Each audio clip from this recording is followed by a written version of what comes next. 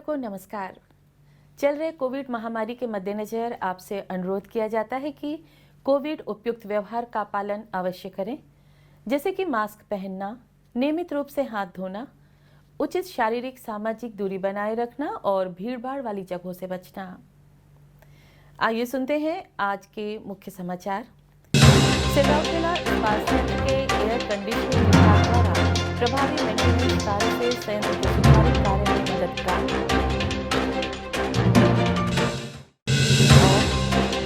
Cell RSP द्वारा इस्पात शहर के विभिन्न क्षेत्रों में कोविड-19 की दूसरी लहर के प्रसार को रोकने के लिए सैनिटाइजेशन कार्य जारी। अब समाचार विस्तार से।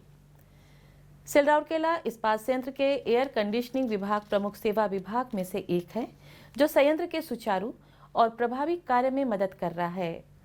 Blast furnace, coke oven, steel melting shop, hot strip mill, plate mill और पावर प्लांट जैसी संचालन प्रमुख उत्पादन यूनिट भी एसी यूनिट पर निर्भर है।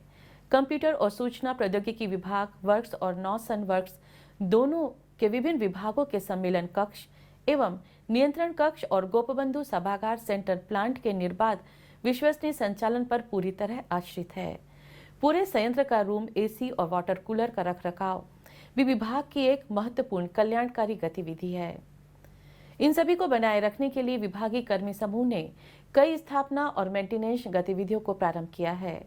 इनमें जेट CR-1 में एक 11 TR air cooled package AC और एक 5 TR क्षमता वाला water cooled package AC, coal chemical विभाग में 11 TR air cooled package AC, hot strip mill एक ROVO ECR में लगाना शामिल है।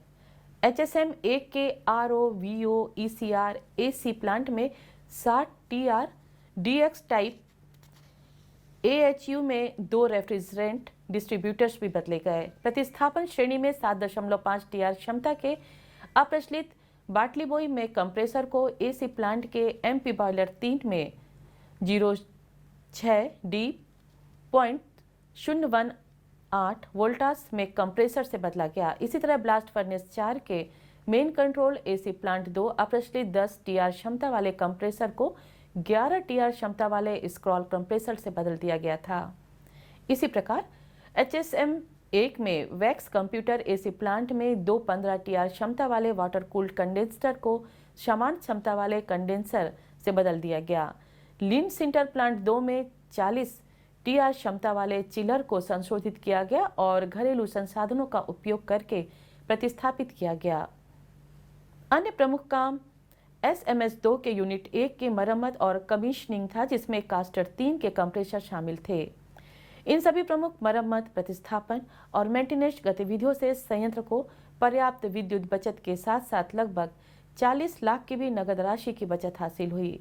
महामारी से उत्पन्न चुनौतियों के बावजूद इन पहलों ने कई विभागों में रिकॉर्ड स्थापित करने में योगदान दिया।